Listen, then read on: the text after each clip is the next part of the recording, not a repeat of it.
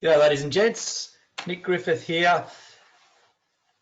If you're listening to this webinar recording, this is because you have either attended a previous webinar recording, you're either on the last one, or you've requested it, a friend's referred you, or generally you just asked for it so you can get updated on all the great information that's out there and all the things that you need to know about property investing, i.e. all the stuff that we are not taught at school. Because where do we generally get our education on this sort of stuff? It's from our parents, the school of mum and dad, from their parents, your grandparents, friends, close acquaintances, people that have done it in the past.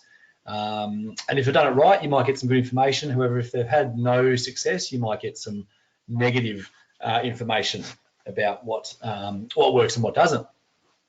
And it's really important to get that education base before you make any decisions to get into the market in any capacity. If it's the share market, property market, into business, you always want to make sure you're educated first so you can make those educated decisions. And we're not just listening to what other people have told us may or may not work. We're making informed decisions on our own based off facts and research. And that's what we're all about. Risk mitigation, making informed decisions, and doing everything the right way. Another key thing about this is the rat race. So a lot of people want to get into the property market to fast track their retirement. I'll talk about this shortly. And that all leads back into getting out of the rat race. So right now, are you in a position that you were 12 months ago? But 12 months ago, you said to yourself, this is the year I'm going to do something. You keep thinking about it, but nothing's actually changed. Well, that's what we call being stuck in the rat race and sort of being sort of frozen by paralysis analysis, which we'll also talk about shortly. So getting out of the rat race is making those decisions to invest wisely, whatever it might be, property, shares, business, and fast tracking your financial success so you can then get out of the rat race. You're no longer stuck in a job you don't really love or you don't want to be in, and you're living life on your own terms, doing all those awesome things that we want to do. That's what we call getting out of the rat race, and that's what a big part of this is all about. Another cool stat that I like to bring up is the 92%. That is that 92% of investors, property investors, don't get past one or two properties. And that's because they're buying the wrong properties, wrong location at the wrong time. Those three key things there, I'll talk about a fair bit in this next 50 to 60 minutes. So what the goal is, we do not want to be part of the 92%, we want to be part of the 8% that are getting past two properties, 3, 4, 5, 6 properties, building an awesome portfolio that's paying for itself and creating awesome capital growth. Sound good? Okay, well, let's get into it. I've called this an hour of power because it should only go for no more than 60 minutes. Quick intro, why we invest, what are those driving factors that we need to keep in the back of our mind as to why we want to succeed? And what are the common mistakes that people are making? Because these are the ones that we can avoid making, and they can be very costly if you do get it wrong. Mindset's a big one, understanding debt. We'll have a look at good debt and bad debt. I'll quickly run through a couple of finance concepts because finance is really important. If you get that right, it can save you thousands. If you get it wrong, it can cost you thousands. So we want to get our finance squared away, and we want to link that back in with the support of a quality mortgage broker. Then the cool part, how do we actually build a portfolio? How do we secure our first property, our own home or an investment property, whatever it is, and then use that to leverage into our second, our third, our fourth. But remember, mitigating risk and doing it safely. Then the three key components where it ties all this in together: where, when, and what to buy. Location, timing, and what type of properties work better than others. Three key things. If we get those right, then we're going to be part of the 8%. We'll quickly revisit the common mistakes and then where to go from here. What are your options from here? Okay, so who am I? That's my story really briefly. My name's Nick Griffith. I'm married to Liz. We're currently living in Melbourne, but we share our time between Sydney and Brisbane. We've got staff up there, but we also like to see our clients that are in those locations, as well as servicing clients that are around the country as well. So we've got a team that supports us there. My background was 15 years as an Army officer. Did a number of operational deployments. And the reason I put that in there too is because apart from being the highlight of my army career is, you know, doing the things overseas in Afghanistan, Sudan, those sort of places. We also get to test ourselves at the highest level. And more importantly, that's where we learn to help people. That's the main reason we're there, is to help people. And so now I've really integrated that into this business I run now, is all about helping people like you take that next step, advance their property portfolio, better their lives. And we get a real buzz out of doing that. So I've been investing in property since way back in 2002, still very active now, obviously. And the key part there is I learnt from my early mistakes, and that shaped my success about what, you know, the way I do business now and the way I make decisions and look at property and the way I look at property markets. Those early mistakes really shaped that. And like I said, you can avoid making those mistakes just by going to find someone who's done it before and who's done it the right way. When I left the army full-time in 2014, I then joined the property investment industry and then founded On Point Property in February 2017.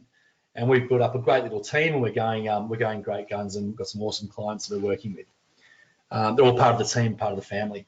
And I've been intimately involved with that's probably closer to 300 property transactions to date. So a lot of experience there and seeing what works, what doesn't, and how to get that success. So that's me in a nutshell. Okay, so why do we invest? What is your vision? What do you want to achieve out of this? The obvious answer is I want to make as much money as possible. But then why do you want that money?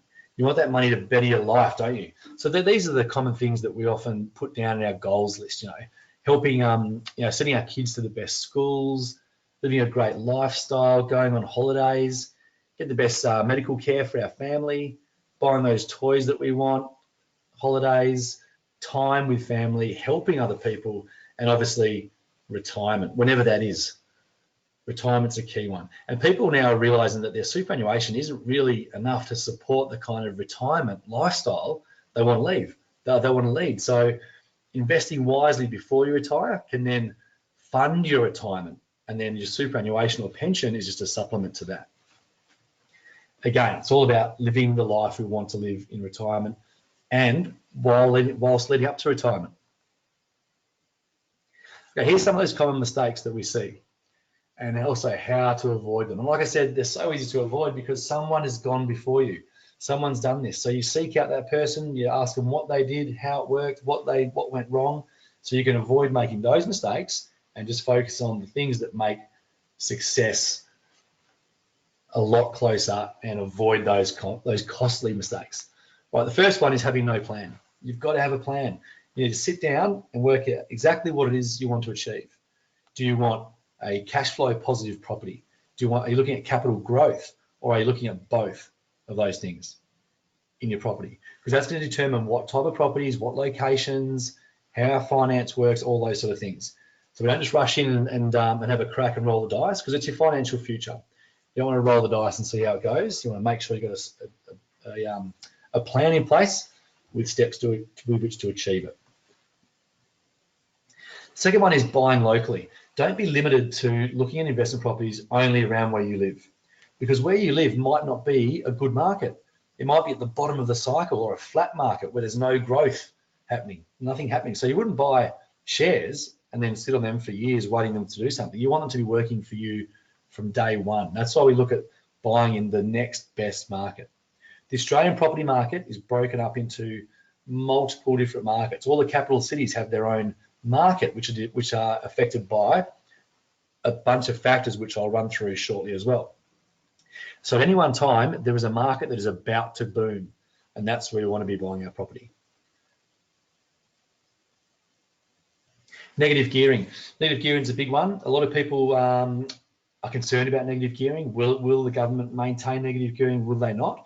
Well, I'll tell you one thing right now. Both governments have said that that they will not affect negative gearing on brand new property.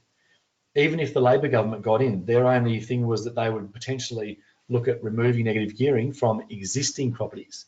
So that links in with exactly what our strategy is about looking at brand new properties and why they are the best properties to buy. So negative gearing is going nowhere. And apart from the fact that over 50% of politicians have investment properties, there's a very slim chance they're going to affect negative gearing on their own properties. But I'll cover that shortly when we start talking about what properties work best.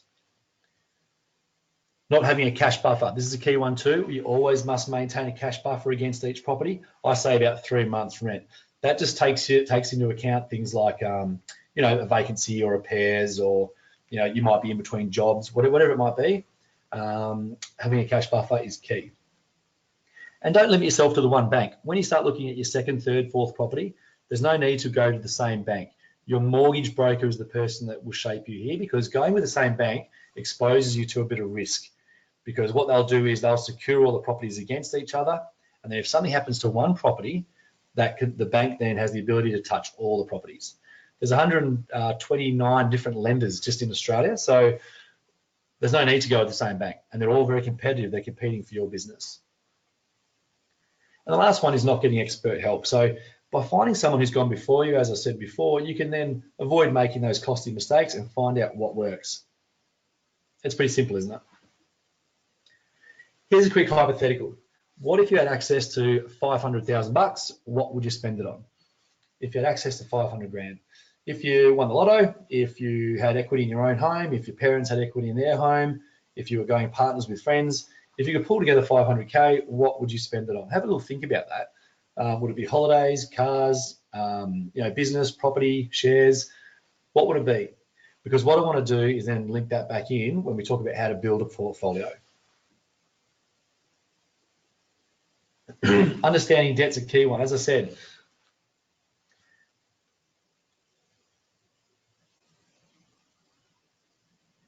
oh, the slides are gone there. But understanding debt's a key one. So the difference between good debt and bad debt is key. So good debt is obviously any debt that's going to go towards an asset that's going to increase in value and provide a source of income. Bad debt is the opposite of that, things that are going to decrease in value. So understanding debt's key. Investment property is good debt because it's debt that's going towards an asset that's going to increase in value and provide a source of income through rent. Bad debt is, again, the opposite of that. Cars, jet skis, toys, things that are going to depreciate in value. So it's a pretty simple concept, but being comfortable with good debt is the other big thing. I would call that green debt, and I'll talk about that when we start looking at how to build a portfolio. So what is an asset? That's the definition of an asset there. Something of value that generates an independent income. So your own home whilst it may be an asset in terms of increasing in value, it doesn't generate an independent income. In fact, it does the opposite. Even if the loan is completely paid off, you're in retirement and your house is paid off, it's still costing you money because you've got to pay for your insurances, your council rates, your maintenance, any expenses attributed with the property, which are non-tax deductible. So the property is actually a bit of a liability because it's still costing you money. It's not producing an income. So how many assets do you actually own? And there's a good debt versus bad debt slide. As I said, we call good debt associated with a property green debt because it's debt that is attributed to an asset which is now in the market and producing capital growth, and that's where you make your money. The people that don't understand the difference between good and bad debt don't understand how the rich got rich, because no one really got wealthy without borrowing money first, investing it into assets that create the wealth. So what's holding you back? Why don't you already have 10 properties? What's been holding you back in the past? Okay, so have you been concerned about not having the money? That's a natural thing. If you haven't got the money, you haven't got the money. So it's all about saving that deposit. Either working your butt off to save a deposit, working with your parents, they may have equity in their home to secure an equity loan, and that's the deposit for your first property. A lot of people are doing that these days. Going halves with family members or friends to fast track the deposit. All these are the ways to get to the next step. A lot of people are concerned about interest rates too, and quite naturally too, because right now interest rates are the lowest they've ever been. And they're not looking at going up anytime soon. In fact, they're talking about the back end of 2019 for the next potential rise in interest rates. But right now, interest rates have never been lower. It's never been cheaper to borrow money. And the banks are super competitive to get your business. So understanding interest rates is a key part as well. So we go through this with all our clients and making sure they understand exactly the difference between fixed interest rates, variable interest rates, and which which ones suit your situation the best. Often a combination of both is a good way to go to mitigate risk. People are also concerned about having those bad tenants come into their property and trash it, not pay the rent, and just cause a nightmare in their lives because they've seen the stories on A Current Affair and those sort of shows. Well, there's a number of ways to avoid tenants from hell. The first one is we stay out of the lower end of the market. We sit in the middle of the market where 80% of us live, and where majority of the people are professionals, young families. They all have well-paid, they all have jobs. The kids all wear shoes, and they're the best type of tenants. The second one is we always hire a quality property manager, and they're the ones who screen all your tenants. They select the tenants, you get the final approval, but they screen them all, do all the checks, and make sure that they're vetted and that they're the perfect tenant. And as I mentioned previously before, this last one here is that fear of actually taking decisive action. Sitting there pondering all the possibilities to the point where you just actually don't make a decision. And then you are stuck in the same position that you were 12 months ago. Nothing's changed and you haven't taken action. So don't be paralyzed by over-analyzing everything. Make an informed decision, but the hardest part is just taking action in the first place. And if you're watching this webinar, then you're taking action right now because you're getting educated. So finish this sentence. Good property investors don't just buy property, they buy what? A lot of people here say assets, wealth, capital, all these sort of things. The answer is they buy time. Good property investors, they're not just buying property, they're buying time. They're buying their share of the market and waiting for that market, once they've chosen the right market, to then do its thing and increase in value. And that's where they create their capital growth and their wealth. Time in the market is key. It's not a get-rich-quick scheme. It's about finding the right property, right market, right time, in accordance with our plan, and then sitting on that property until we get our maximum capital growth, and then we can look at exit strategies or keep holding it and keep going through the growth cycle. All right, so when to buy? When do we buy our property? Let's have a look at these four cities here: Sydney, Melbourne, Brisbane, and Darwin. Let's have a look at Brisbane. This is always a good one to look at. So 1970, the median house price was $8,500 to buy a home in Brisbane. Very cheap.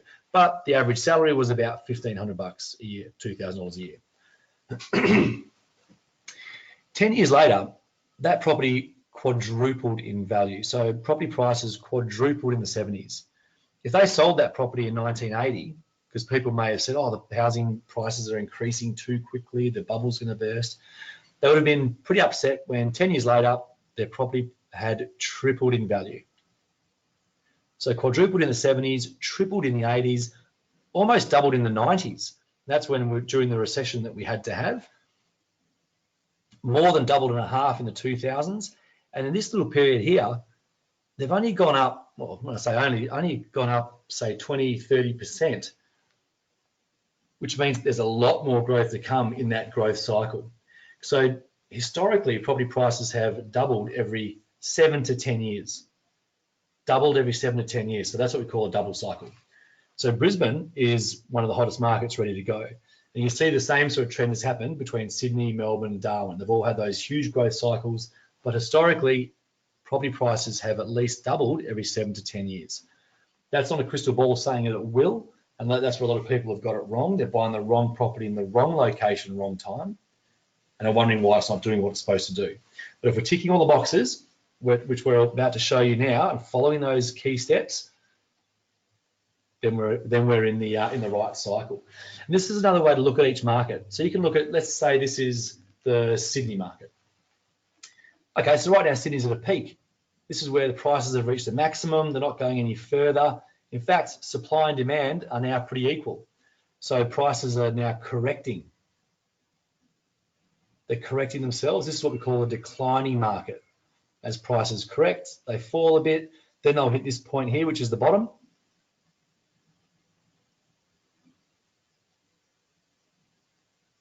And once we've hit the bottom, we don't know how long it's going to stay there for. It might be 2, 3, 4, 5 years. So we don't know when the best time to buy would be at the bottom. I'd say no, and a lot of people would agree that that's not the best time to buy. You might get a slightly lower price, but it's going to be flat for a long time. This is where we want to be buying our properties, at the start of a rising market. And that way we get to enjoy all that capital growth in that short amount of time there. We don't want to be buying up here or even just here. That's when the party's finished. We want to be buying when the party starts at this point here. And there's 5 factors, which I'll talk through shortly, which tell you exactly how to identify where this 7 o'clock mark is. And that's what my team does. And they identify those rising markets. So we're getting on the front foot for our clients and ourselves. Okay, this is the national property clock for units. Now, units are really interesting. Obviously, there's a huge concern with oversupply of units at the moment because of all these skyscrapers that have been built in all the capital cities like Sydney, Brisbane, Melbourne in particular. So we can see where a lot of these cities are. So Sydney's well and truly starting to decline. Brisbane, Canberra, Perth declining. Where we got Melbourne. Melbourne's up the top here at the peak. So all those key cities, they're right in that decline period because they've oversupplied. That's just one of the reasons why I stay out of units and focus on residential properties. So let's have a look at the residential property market around the country. Sydney in decline. Perth has been at the bottom of the market for quite a few years now. So potentially Perth will be somewhere to look at in the next 12 to 18 months. Brisbane in the rising market. Melbourne's approaching the peak. This is in February, so Melbourne is very much close to the peak right now. But Brisbane's hot on the rising market, but not just Brisbane. We'll look at those areas around Brisbane too. So Ipswich is in that southeast Queensland corridor. You know, these are the places that we want to be looking at, the start of the recovery or in the rising market.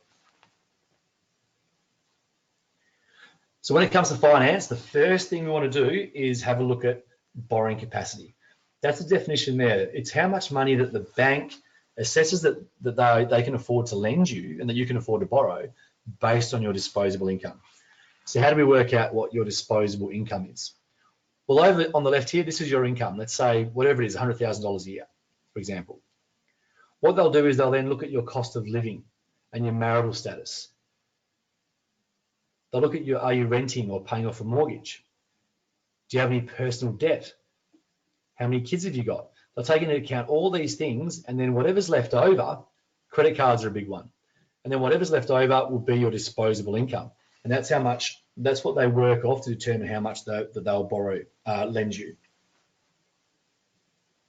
So your mortgage broker can do this for you. And this is always the first step because that then gives us what sort of ballpark we're looking at for price point, our lifestyle. We don't want to affect our lifestyle too much, and we don't want to be left, sailing too close to the wind with no more cash. We don't want to over exceed. So borrowing capacity is the first step. Now, a slight reduction in your credit card limit can make a huge impact on your borrowing capacity. That is, if you've got a limit of $20,000 but only ever use $5,000 a month, then the bank will always assume that $20,000 has been spent.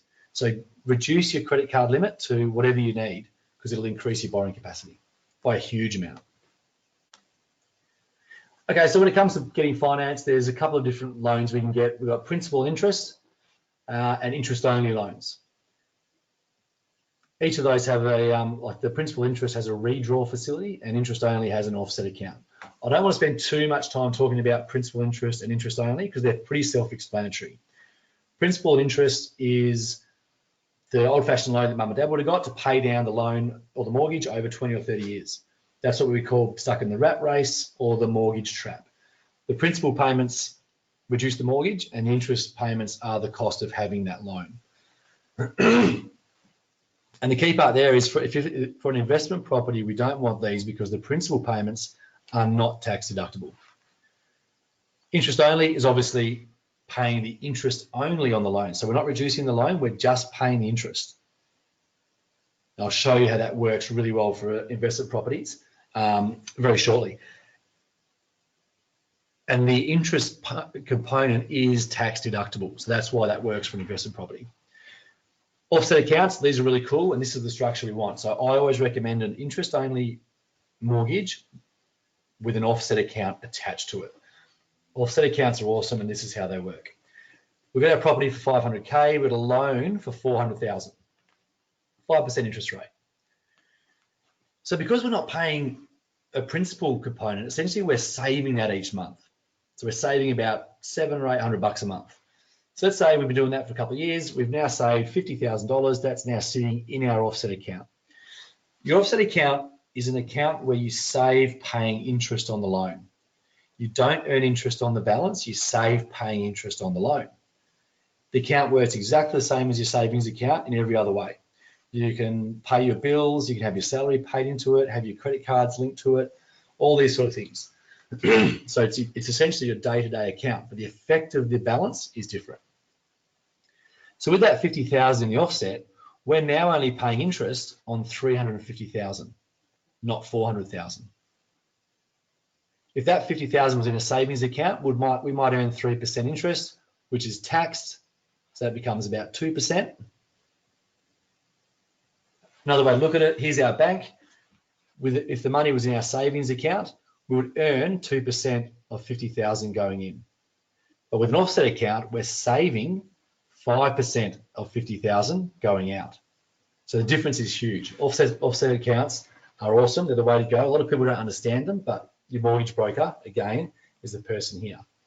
So essentially, once you've got a mortgage, with a mortgage, there's no need to have a savings account. Close those down and work everything out of your offset account. So if you had that 500K, what would you do? I want to run through 3 examples now of a way to approach investing in property with $500,000 to start with. Okay, the first one is a non-investor. So this is what my mum and dad would do. They'd buy their home outright, or they'd pay off their mortgage. So say their property is worth 480K, use their 500,000, pay off the loan. They're now living in their own home, no debt, etc. This is the old-fashioned way. So one double cycle, D years, that's 7 to 10 years. Let's say the property's doubled in value. So it's now worth 960,000. They managed to save about 200,000 in that time because they're not paying rent or a mortgage. So net worth's about 1.16 million, which is enough to retire on. Is enough to retire on. $200,000 will get eaten up pretty quickly these days. I'm sure you'd agree. And unfortunately, this is a position where a lot of retirees are in. They've paid off their homes during their working lives, during their rat race and mortgage trap. They now live in their own home. The kids have left home. They've got no income, but they've got a bit of cash through their superannuation.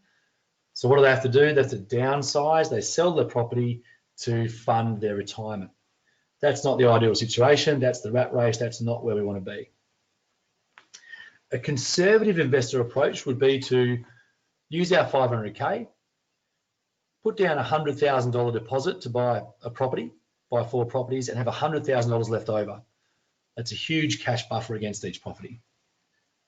So each property is worth 500,000. We've borrowed 400, put down $100,000 deposit. So it's a 20% deposit. We don't pay them as mortgage insurance because we haven't borrowed over 80%. That's our starting portfolio. We've got $2 million worth of property, $1.6 million of green debt, interest only, net worth 400K. We'll have about $500 a week in costs, interest payments on the loan, our insurances, maintenance, property manager fees, all those sort of things. So this is where our properties, we make sure they pay for themselves. $500 a week costs, $500 a week income, rent. So we want to make sure our properties are at a minimum paying for themselves. So one double cycle later, 7 to 10 years, properties are now worth $1 million each. Our loan amount has not changed. It's interest only. We haven't reduced it, and it certainly hasn't increased. What else has doubled? Our rents have doubled too, haven't they? And the rent should always be increasing at the same rate as the value of the property. So we always want to be upping our rent every 6 to 12 months. So we've now created a position where our property portfolio has doubled in value, $4 million worth of property. Our debt has not changed, 1.6 million. But our net worth, we're now worth 2.4 million, and we've created a passive income of $500 a week. That's not a bad way to enter retirement, is it? If you enter retirement with a portfolio worth $4 million, a passive income of $500 a week, and the whole thing's going to continue to improve whilst you're in retirement. That's not a bad way to go, and that's to supplement your superannuation or pension. This is where my dad says to me, yeah, that's cool, Nick, but you still don't own your own home. We're living in this one here. Yep, that's cool. I don't own my own home, but I've got options now. Firstly, I can sell one of these properties. I can sell this, pay off that loan in cash. So in 10 years, I've paid my own home off. How would that make you feel to do that? Pretty good, I imagine. But I wouldn't do that. Because if I did that, I'd be reducing my portfolio by over $1 million. What I would do is refinance this. There's $600,000 in equity. I'd take out a $400,000 equity loan against that property to pay off that loan. The debt's transferred here. The repayments are covered by the rent. I now have my own home paid off in cash in 10 years, and I've got these 3 properties still working for me in the market, producing a passive income. Okay, now a more aggressive approach would be to do the same thing, except we're buying 7 properties and we're putting down a 10% deposit. So 50 grand deposit on each property. We'll pay some lenders mortgage insurance because we're borrowing more than 80%. So that's our loan amount for each property. That's our starting portfolio value, $3.5 million. So let's have a look. After one double cycle, the properties have doubled in value. Our loan amount hasn't changed. Our debt hasn't changed. All the properties are now worth $1 million. Now our portfolio is looking very healthy. $7 million worth of property. We're now worth just under $4 million. And we've created a passive income of over $2,000 a week. That's the difference 3 extra properties can make. Now, that's not a bad way to enter retirement. This is exactly what we're doing for our clients. Safely mitigating risk, right property, right time, right location. This is exactly what I'm doing. Now, I'd love to enter retirement at this point here with a portfolio that's going to continue to increase in value while I'm in retirement, a passive income that's going to increase as well while I'm in retirement, and my superannuation or pension, that's just on the side to supplement everything else. Funding my own lifestyle, living that awesome lifestyle that I want to live, both before and in retirement. But I know what you're saying, but we haven't got $500,000. So what do we do? And that's a great question. It's all about accumulating in the next 5 years or so. So let's say the first thing is to get our first property. If it's our own home, awesome, we're away. If it's our first investment property, we need to get that deposit squared away, fast track it. How are we going to get that deposit? Save hard, go halves with family, get help from our parents through an equity loan in their own home if they've been paying off their own home for the last 20, 30 years. All these things are options to fast track that first property. And that first property needs to be an absolute cracker. So this is our first property here. We've done all the right things, our due diligence. We've got a great property, right location, right time. Next step, we need the property to increase in value to create that equity. Let's be conservative and say it takes us 3 years to get the equity. We can then use that equity for our deposit and costs for property number 2. Now we have 2 properties growing in the market. The time it takes for the equity to grow for the next one will halve, 1.5 years. We then take that equity from these 2 to fund deposit and costs for property number 3. Now we've got 3 properties in the market. So it should take even quicker, but let's be conservative, 1.5 years again. We can access equity in these 3 for deposit and costs for property number 4.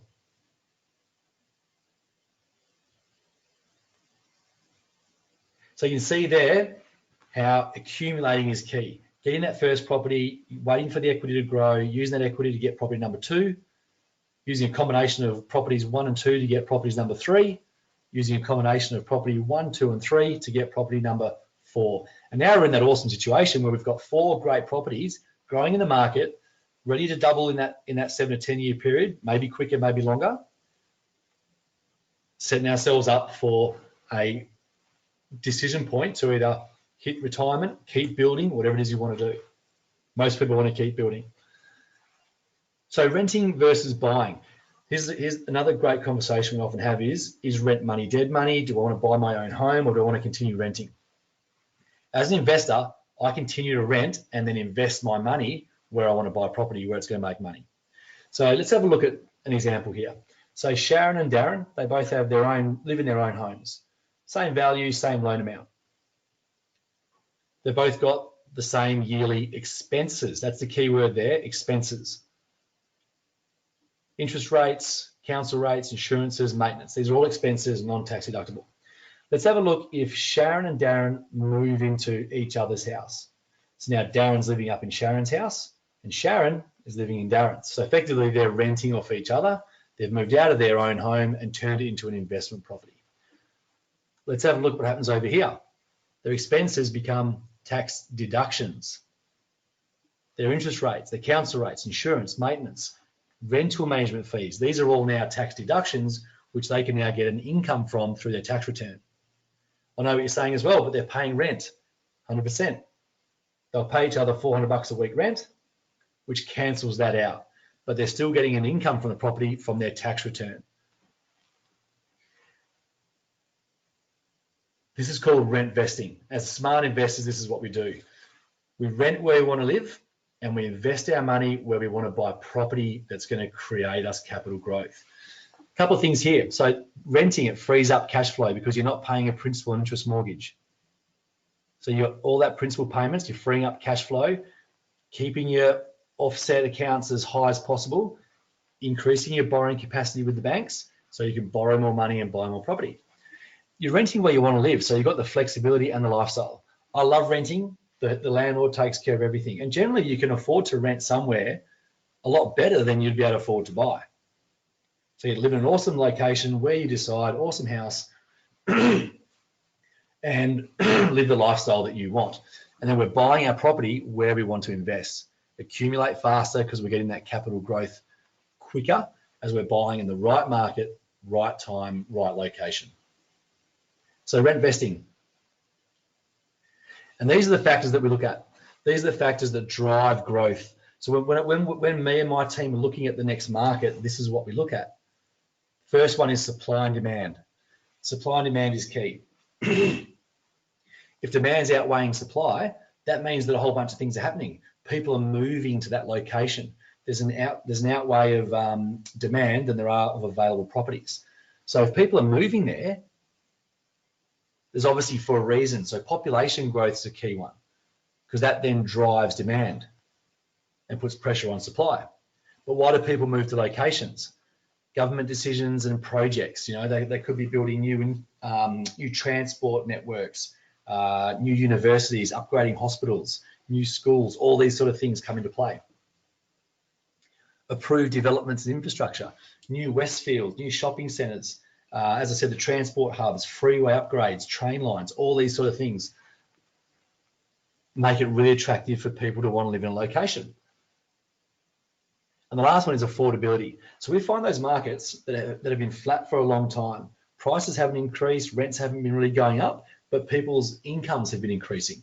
Therefore, they've got more disposable income and they're looking to upgrade or sell or buy. That starts creating a supply and demand war as well. And when people start buying and selling, then obviously supply and demand start coming into play and puts pressure on those prices. So when we find a market that has all these things happening at one time, it's called the perfect storm, and they're all upwards pressure on prices. And we want to get in there as early as we can to secure our property to maximize our growth.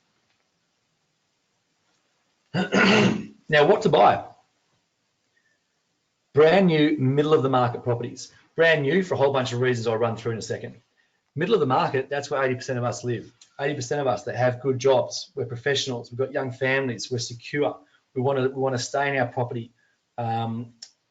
Generally with young families, they find a property that they like, they'll stay in it for a long time because the kids are going to school, mum and dad are happy in the area, and they don't want to leave, so they're awesome tenants. So we get great tenants. I'll run through the other reasons in the next slide. So why houses and not apartments or units? So these are the reasons why I don't really like apartments. I don't like body corporate meetings because they can be really limiting and they can be annoying if you want to do something to your property. They're very expensive. They can have a real impact on your bottom dollar. You can't make improvements without approval from the body corporate. There's a significantly reduced depreciation, lower rental returns, and also the last one, which I haven't written there, is oversupply. So lower rental returns are a direct result of an oversupply. So people's properties are vacant for a long time, their units, because there's not enough, the population isn't there to warrant building all these new buildings, and have to reduce the rents to try and get tenants. That then lowers the rents and the values. But brand new residential property, here's a couple of the key components. If you're building a brand new property, you only pay stamp duty on the land. You don't pay stamp duty on the property because it doesn't actually exist yet. That's a saving of $8,000 to $12,000 roughly on a property that's around 500K. Zero to low maintenance costs because it's brand new. A structural guarantee and a builder's warranty. These two things are key because what does that do? That creates a level of assurity and reduces that risk. Structural guarantee underwritten by the government, the federal government, and a builder's warranty to fix up anything in that first 12 to 24 months, minor issues that may go wrong. So that again, that's a risk mitigation thing and helps you sleep at night. As I said, better tenants, because who doesn't want to live in a brand new property? And depreciation is the kicker. On a brand new property, you can maximize your depreciation in the first 5 years, which means on top of all your deductions, you're getting a huge depreciation to maximize your tax return to create that income. And this is how we work out our tax return. So let's say we've got our property for 500K. It's receiving $500 a week rent. So $26,000 a year. We add that rent to our own income. Let's say our income is 100,000. So now we work out what our deductions are going to be. So we've got our loan interest. That's our first deduction. Our council rates, rental management fees, insurances. These are all cash deductions because we pay those throughout the year. Then we've got our kicker, depreciation. On a property worth 500K, it's about $15,000. That's a non-cash deduction because we don't pay that during the year. That's the ATO saying we'll allow you to claim that deduction. How hard do you have to work to find receipts for $15,000 on a brand new property? That's a non-cash deduction from the ATO. That's beautiful. So now we work out what our new taxable income is. 126 minus all our deductions gives us that amount there. That's the amount we should be taxed on. However, we were taxed on 100. So there's 16,450 there that tax was paid on that we need to return on.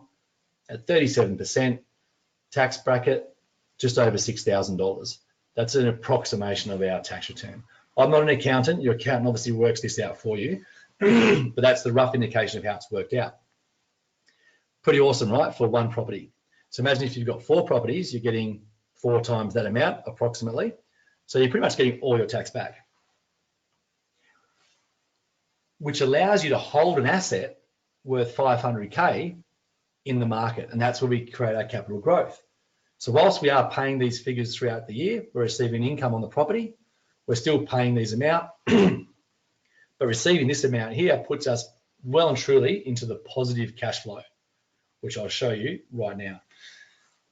So we've got negative gearing versus positive cash flow in gearing. So the way that works, when we hold a property, we'll have costs to hold that property. And those costs will increase over time at around 2%, the rate of inflation. We'll also have our income from the property, which is our rent and our tax return. But the income and tax return increase in accordance with the value and the rents, etc., increasing. So the value of the property increasing, which should be at around 6 to 7%. So they increase a lot quicker than the costs. So negative gearing is this space here. If our costs are greater than our income, positive cash flow or gearing is when our income is obviously greater than our costs. A lot of people get stuck in this point here, that 92% of investors, they're stuck here because they bought the wrong properties, wrong time, wrong location. My minimum point for buying property is this break-even point here. Our properties must pay for themselves after tax. So gearing is before tax, cash flow is after tax. So when we look at our cash flow, we're adding our tax return to our rent, which should push us to at least this point here, or even better, into the green. If we're buying property around this point here, that's one of our golden rules ticked, and you can't go wrong. If you're buying too far back in here, this is where people get stuck, and the properties are costing them money, they're not going up in value, wrong property, etc., wrong time, and they get stuck. That's not where we want to be. So it is possible for a property to be negatively geared, but positive cash flow. Negatively geared, but positive cash flow. Again, these are those common mistakes, just for a quick rehash: not having a plan, limiting yourself to buying locally, buying heavily negatively geared properties, not having a cash buffer, being stuck with the same bank and then cross-securitizing our properties, huge risk, no need to do it. And finally, not getting expert help. So where to from here? So option one is you can do nothing and continue to get the same results. Option two, you can take what you've learned here and then have a go yourself, which is awesome. However, you do absorb all the risk. Option three is take what you've learned here and then follow a proven step-by-step process with the full support of an expert team. So how would that make you feel, knowing that you've got the support of the people that have done it before you, they know what they're doing, and obviously love helping people? If you can't guess, that's us. That's myself and my team. So it's all about taking action, booking in a chat with myself, and I love doing that on the phone, a quick 10-minute phone call, get an understanding of where you're at, what your situation is, and what your options are, and then exploring how we can help you from there. The next step after that is a quick Skype call where we put everything on a page, and then after that point, that's when we discuss about, okay, are we a fit for each other? Where do you want to go from there? So nothing to lose, everything to gain. 10-minute call, quick Skype session, get a plan on a page, and then we go from there. Awesome, guys. Well, I hope you got a lot out of that. There's our contact details there. The email, Facebook, LinkedIn, and of course, phone number. So feel free to call us anytime. And also, if you know anyone, family or friends, that you think would have any benefit from all this awesome information, then please feel free to share this link that you've received so they can also jump on and listen to the webinar, or shoot them contact details for myself or one of my team. The info line there is the best email, or that phone number, and we'll get back to them ASAP and see how we can help. Awesome, guys. Hope you got a lot out of that, and I look forward to speaking to each and every one of you very soon. Cheers.